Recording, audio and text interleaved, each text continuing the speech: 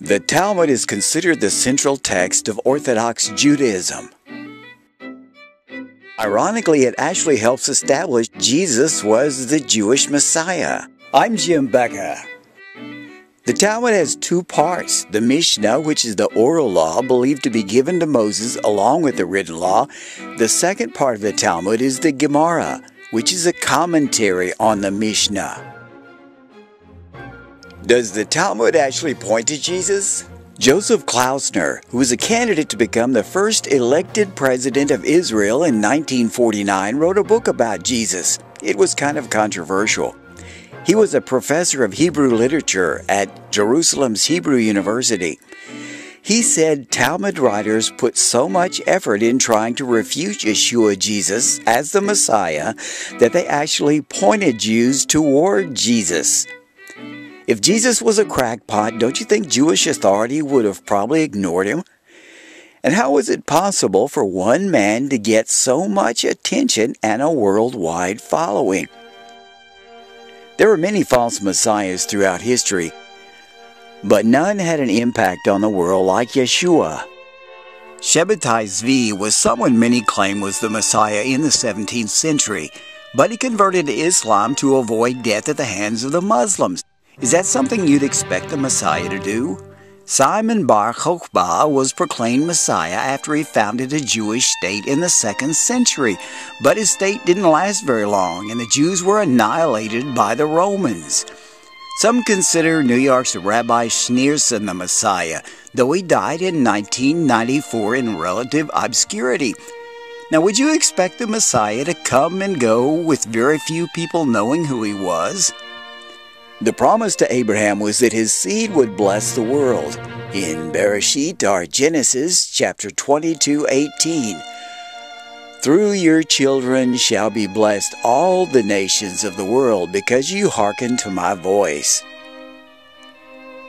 Rabbi Schneerson was a great man, but does his life seem to culminate in the promise of Abraham? No, not really.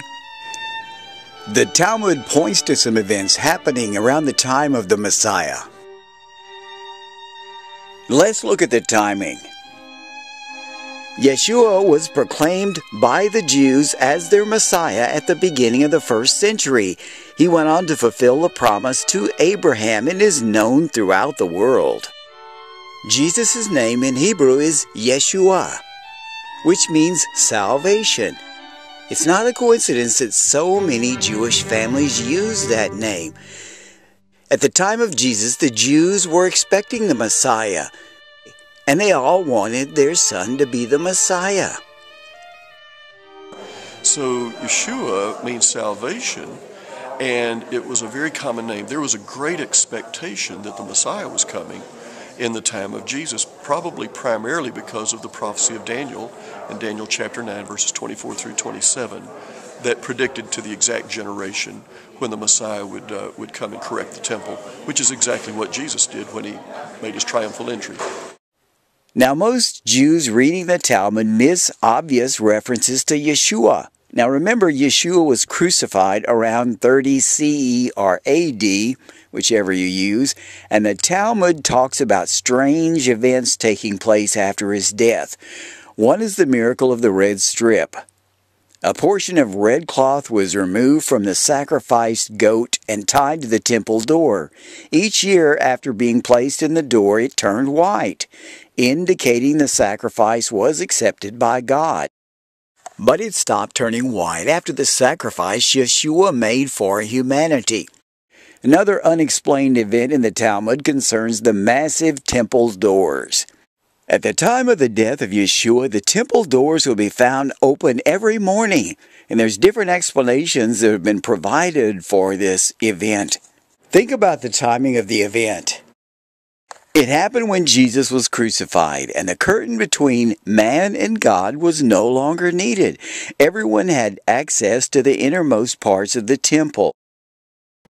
But there were more references in the Talmud to the time Yeshua was crucified. The temple menorah, which had remained burning until the death of Yeshua, refused to stay lit after his death. In fact, it had to be relit daily. People have gone out of their way to separate Jesus from Judaism.